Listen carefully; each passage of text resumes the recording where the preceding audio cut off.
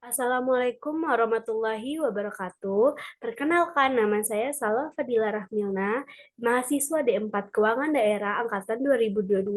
Saya dengan NIM C0E022026. Di sini saya akan menjelaskan tentang materi perpajakan. Di sini saya masuk ke materi yang ketiga. Di materi yang ketiga ini ada beberapa yang akan kita bahas, yaitu tiga sub. Yang pertama, satu, timbulnya hutang pajak. Kedua, hapusnya hutang pajak. Dan ketiga, penagihan pajak. Sekarang kita masuk dengan pengertian utang pajak. Utang pajak adalah tagihan pajak yang harus dibayar oleh wajib pajak atau yang biasanya disebut dengan tunggakan pajak. Utang pajak terjadi karena adanya peraturan di mana pihak pemerintah dapat memaksa pembayaran utang pada setiap wajib pajak, yang merupakan dasar kewajiban pemberlakuan penagihan pajak oleh jurusita. Utang pajak terjadi karena adanya peraturan. Pihak pemerintah bisa memaksa pembayaran utang pada setiap wajib pajak. Utang pajak adalah kewajiban wajib pajak yang harus diselesaikan agar tidak dibawa ke jalur hukum. Dasar hukum utang pajak secara aturan hukum utang pajak sudah tertera di pasal 1 ayat 8 Undang-Undang Nomor 19 Tahun 2000 mengenai penagihan pajak dengan surat paksa, yang mana utang pajak adalah pajak wajib dibayar, termasuk di dalamnya sanksi adalah administrasi berbentuk denda, bunga atau penagihan yang tertulis di dalam surat ketetapan pajak ataupun surat sejenisnya dengan berdasarkan peraturan perundang-undangan pajak. Yang selanjutnya adalah penyebab terjadinya utang.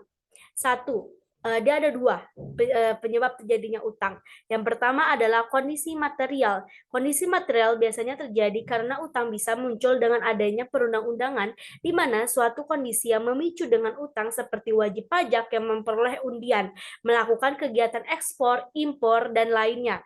Dan yang kedua adalah kondisi formil. Berbeda dengan kondisi material, utang pajak dapat terjadi karena pihak petugas pajak sudah mengeluarkan suatu ketetapan seperti kasus pelunasan pajak bumi dan bangunan. Kemudian KPP akan menerbitkan surat ketetapan pajak yang berisi nominal pajak terutang di setiap tahunnya. Yang selanjutnya adalah penagihan pajak.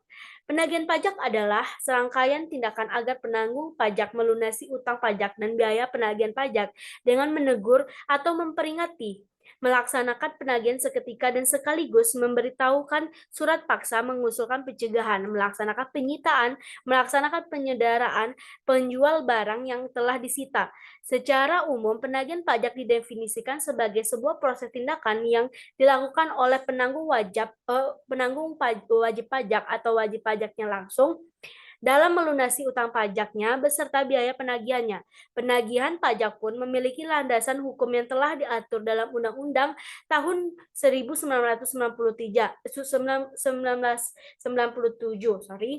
yang mana pada nomor 19 tahun 1997 pasal 1 angka 9 dan direvisi dalam Undang-Undang nomor 19 tahun 2000 perihal penagihan pajak dengan surat paksa atau UU PPSP, di mana dalam peraturan tersebut penagihan wajib pajak diartikan sebagai serangkaian tindakan yang dikhususkan penanggung pajak dalam melunasi utang pajak dan biaya penagihannya dengan memberitahu atau menegur, melaksanakan penagihan baik seketika maupun sekaligus, memberitahukan surat pajak, mengusulkan pencegahan, melakukan penyitaan atau penyenderaan, hingga menjual atau melelang barang yang telah disita.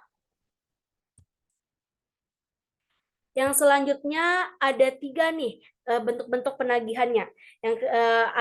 Bentuk-bentuk dari penagihan pajak. Yang pertama adalah penagihan pajak pasif, penagihan aktif, dan penagihan seketika atau sekaligus. Sekarang kita bahas tentang yang pertama, penagihan pajak pasif. Pada proses penagihan pajak yang bersifat pasif ini, otoritas fiskus yang menerbitkan surat tagihan pajak atau STP atau surat lainnya yang menyebabkan pajak terutang akan menjadi lebih besar. Yang kedua, penagihan aktif. Penagihan seperti ini sudah dilaksanakan pada jenis penagihan sebelumnya, di mana penagihan aktif akan secara langsung dilakukan apabila wajib pajak untuk penanggungan pajak tidak melakukan pembayaran atau jatuh tempo sejak diterbitkannya STP. Dan yang ketiga, penagihan seketika atau sekaligus. Jenis penagihan seketika dan sekaligus ini merupakan penagihan pajak yang dijalankan oleh fiskus dan juru sita pajak terhadap wajib pajak secara langsung tanpa menunggu jangka waktu atau jatuh tempo yang telah ditentukan oleh pelunasan pajak. Dan yang selanjutnya di sini adalah materi terakhir, yang sub terakhir adalah hapusnya utang pajak. Hapusnya utang pajak ini terbagi atas beberapa, which is itu ada 5. Yang pertama adalah pembayaran, kedua kompensasi atau restitusi, yang ketiga daluarsa, dan yang keempat pembebasan dan penghapusan, dan yang kelima adalah penundaan penagihan. Sorry, di sini ada 6. Dan terakhir adalah pengecualian. Yang pertama adalah pembayaran. Hutang pajak akan dihapus apabila wajib pajak telah membayar hutang pajaknya. Nah, yang kedua, kompensasi atau restitusi. Kompensasi terjadi apabila wajib pajak mempunyai tagihan berupa melebihi pembayaran pajak. Jumlah kelebihan pembayaran pajak yang diterima wajib pajak sebelumnya harus dikompensasikan dengan pajak-pajak yang terhutang. Dan yang ketiga, daluarsa. Daluarsa atau lewat waktu, atau kalau bisa kita sebut dengan kadaluarsa, yaitu adalah salah satu sebab berakhirnya utang pajak dan harusnya perikatan atau hak untuk menagih atau kewajiban untuk membayar utang karena lampaunya jangka waktu tertentu yang ditetapkan dalam undang-undang hak untuk melakukan penagihan pajak. Dan yang keempat adalah pembebasan atau penghapusan. Wajib pajak yang menunggak pajak setelah dilakukan penelitian telah meninggal atau pahit dan tidak memiliki ahli waris dapat diusulkan untuk dihapus hutang pajaknya. Nah, yang kelima adalah penundaan penagihan. Setelah diterbitkan oleh surat keputusan penundaan penagihan, berarti berakhirnya utang pajak meskipun sementara waktu. Dan yang terakhir adalah pengecualian. Pengecualian di sini karena UU sudah sejak semula sudah mengecualikan baik yang berkaitan dengan subjek maupun objeknya langsung. Nah, kita masuk ke kesimpulannya. Di sini adalah kesimpulan pajaknya. Pajak adalah iuran wajib rakyat kepada kas negara berdasarkan undang-undang yang telah ditetapkan. Dengan tiada mendapat jasa timbul balik atau kontravertasi yang langsung dapat ditunjukkan dan digunakan untuk membayar pengeluaran umum. Pajak adalah iuran wajib rakyat kepada kas negara berdasarkan undang-undang yang dapat dipaksakan.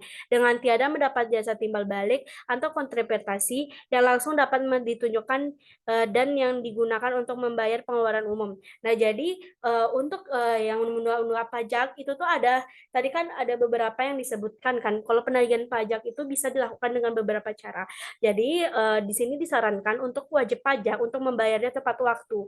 Karena kalau tidak membayar tepat waktu ya disayangkan saja. Karena kan negara ini kan terus namanya melakukan perkembangan. Jika kalau misalkan kita belum menyadarkan diri untuk membayar pajak ya kita belum termasuk negara yang pajak. Sekian dari presentasi saya akhiri. Wassalamualaikum warahmatullahi wabarakatuh. Terima kasih. Mohon maaf kalau ada kata-kata yang salah.